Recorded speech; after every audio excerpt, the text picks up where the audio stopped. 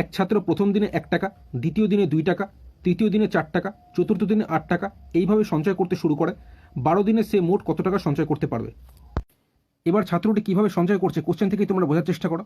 দেখো, ছাত্রটি প্রথম দিনে 1 টাকা সঞ্চয় করছে, আবার এই 1-এর সাথে যদি 2 গুণ করি তাহলে 2 টাকা দ্বিতীয় দিনে সঞ্চয় করছে, আবার এই 2-এর সাথে 2 গুণ করলে 4 টাকা এটা তৃতীয় দিনে সঞ্চয় করছে, আবার এই 4-এর সাথে 2 গুণ করলে 8 টাকা চতুর্থ দিনে সঞ্চয় করছে, আবার এই 8-এর সাথে যদি আমি 2 গুণ করি তাহলে 16 টাকা সঞ্চয় করবে পঞ্চম দিন। তো এইভাবে 12টা দিন এইভাবে কিন্তু সঞ্চয় করছে।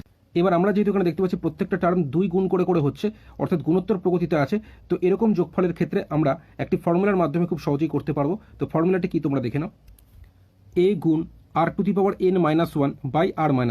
এবার এখানে a মানে হচ্ছে ফার্স্ট টার্ম অর্থাৎ প্রথম পদ যেটা আছে, প্রথম পদ এখানে যেহেতু 1 আছে তাই a সমান হয়ে যাচ্ছে 1। আচ্ছা, আর মানে হচ্ছে কমন রেশিও, কমন রেশিও হচ্ছে এখানে যে প্রত্যেক ক্ষেত্রে যে 2 গুণ করে করে হচ্ছে এই আরই হয়ে যাবে এই 2, ঠিক আছে। প্রত্যেক ক্ষেত্রেই দেখো গুণ 2 করে করে হচ্ছে, 16কে 8 দিয়ে ভাগ করলে 2 পাচ্ছি, 8কে 4 দিয়ে ভাগ করলে 2 পাচ্ছি, 4কে 2 দিয়ে ভাগ করলে 2 পাচ্ছি, 2কে 1 দিয়ে ভাগ করলে 2 পাচ্ছি, তাই আর সমান হয়ে যাবে 2। আচ্ছা, এই যে পাওয়ারে n আছে, n সমান হয়ে যাবে 12, যেহেতু 12 দিনের কথা বলেছে তাই 12টা টার্ম হবে, তাই n সমান হয়ে যাবে 12। তো মান বসিয়ে দিয়েছি, এর জায়গায় 1 বসিয়েছি, আর এর জায়গায় এখানে 2 বসিয়েছি, n মানে 12 বসিয়েছি, বিয়োগ 1 বসিয়েছি, নিচে r−1 মানে 2 - 1 বসিয়েছি। এবার 2⁻12 মানে 12টা 2 গুণ হবে, তো আমরা সকলেই জানি 12টা 2 গুণ করলে 4096 হয়, বিয়োগ 1 যেরকম আছে লিখলাম, নিচে 2 থেকে 1 বিয়োগ করলে 1 লিখলাম, আর পাশে 1 গুণ ছিল, এটা লিখলেও চলে না লিখলেও চলে।